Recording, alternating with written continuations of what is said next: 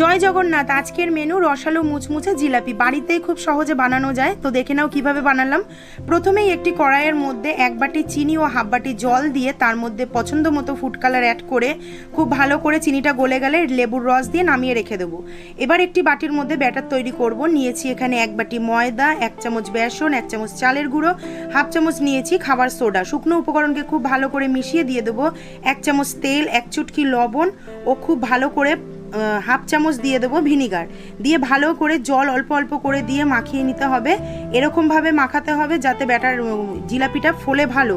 আর এইভাবে দেখো, এইভাবে ফেটিয়ে নিতে হবে। তারপর একটি প্যান বসিয়ে তাতে বেশ খানিকটা তেল দিয়ে একটি পাইপিং ব্যাগের মধ্যে ব্যাটারটিকে ভরে নিয়ে আস্তে আস্তে হাতের সাহায্যে 2.5 প্যাচের জিলাপি একটি একটি করে গরম তেলে ছেড়ে দিলেই, রং ধরে গেলে তুলে চিনির শিরায় দিয়ে নামিয়ে নিলেই কিন্তু রেডি হয়ে গেল ইনস্ট্যান্ট জিলাপি, একদম মুচমুচে রসালো।